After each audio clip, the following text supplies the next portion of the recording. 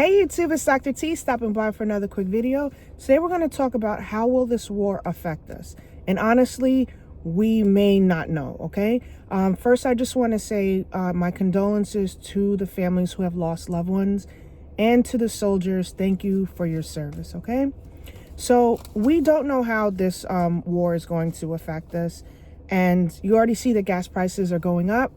We already seen that food is it's been expensive for quite some time. But, you know, these things are directly impacting us, okay?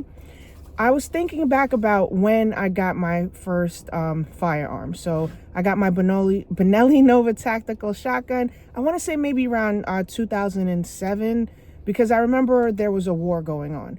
And I had to wait more than 6 months for my shotgun to come into the store.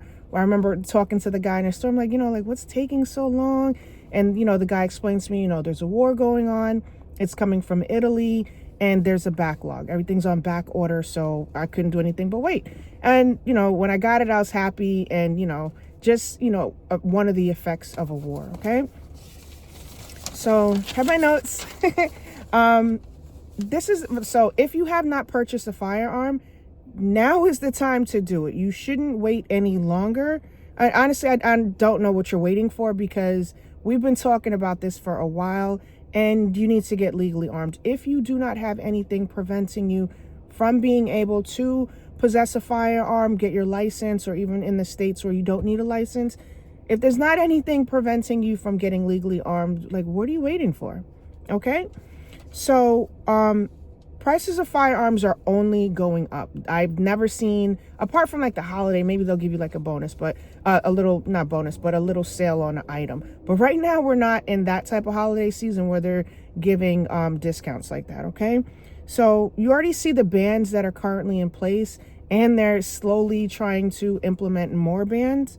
Let me just tell you about this one. New York has this really stupid law that requires fixed magazines for AR-15s, right?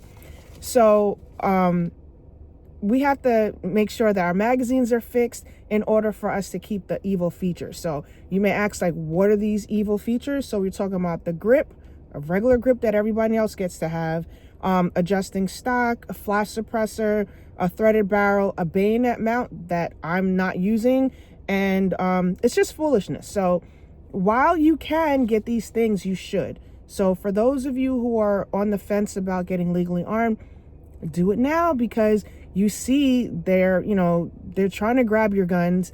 And these things, once I hear that, these popular things these guns that are in common use that they want to ban, that makes me want to go to the store and buy more. So I encourage you, if you are able to purchase your first one or buy an additional one, now is the time to do it if you have the funds available to do it, okay?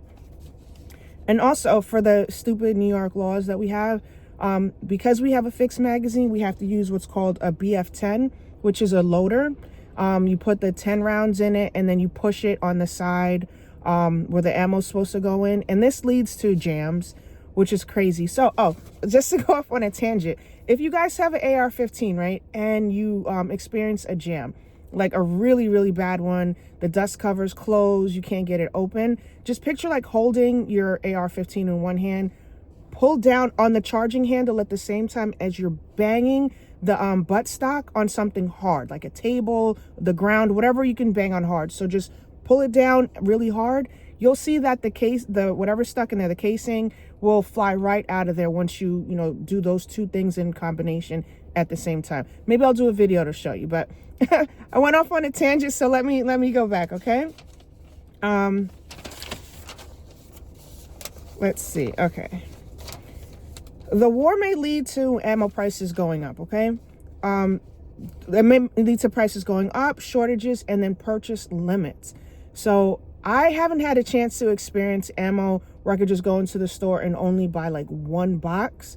I hope that it never comes to that, but times like this where I always say, get 1 or 2 boxes here and there and just stack them. That's why, that's the reason for it, because we don't know how this war is going to impact us. And if we can't get ammo readily available, or they're rationing it out, or, putting limits on it, it's not going to be me or the other people that are, into firearms and preparing for a rainy day. But you guys who want ammo and you may be impacted directly by this, you're going to be out of luck, because no one listened when we were saying start stacking little by little. And this is for food, anything that, you can just buy little by little, just so you can save these things for a rainy day. Okay. So the most common rounds that I would say that we need to pay attention to right now is 9mm, 5.56, 7.62. Like, we need to make sure, also because the military uses those rounds. And if you guys have to wait, like I had to wait for my Benelli, you may have to wait for certain ammo to become available. So that's the importance of stacking it, okay? Plus, we may not be willing to pay the price when things increase. The other day, I seen like 100 rounds of PMC green tips, and they were less than $40, 40 jelly beans. YouTube is a little weird. So less than 40 jelly beans for 100 rounds of green tip. I didn't think that was, really high or low. I've seen higher. So what I did was, I grabbed some. So at little by little, you don't have to go and, just, forego getting food or gas in your car to get a box of ammo. But if you see things that may be on sale or maybe a deal, grab it and just, store it for a rainy day. Okay. The war may also lead to panic buying.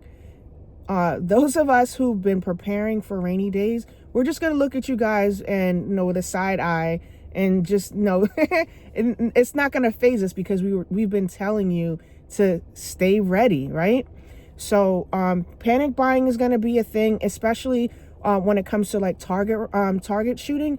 You want to make sure that you have enough rounds available to practice. Shooting is a perishable skill. If you haven't gone to the range or shot your guns in a very, very long time, do not be surprised that when you do pick it up eventually, your shots aren't on target. You're not hitting paper.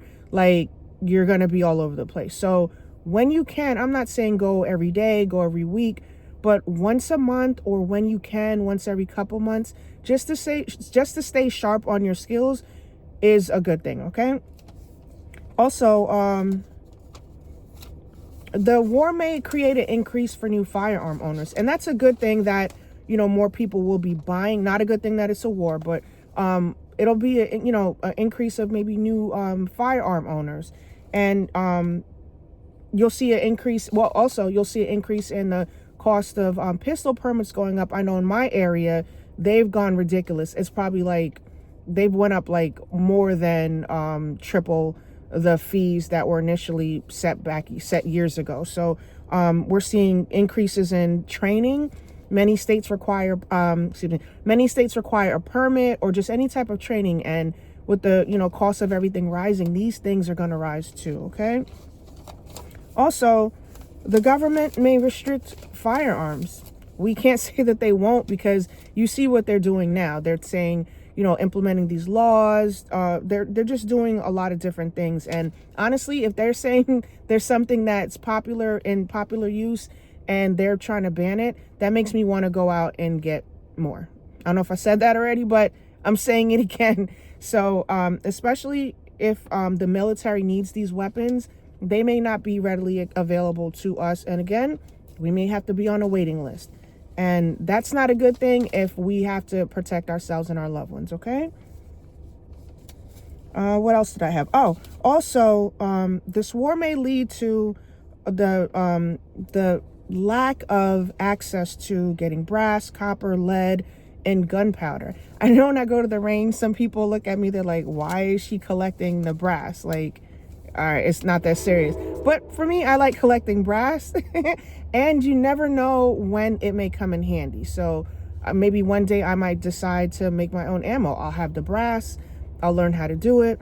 But these are just some of the things that I wanted to share with you regarding how this war will affect us as it pertains to us firearm owners, okay?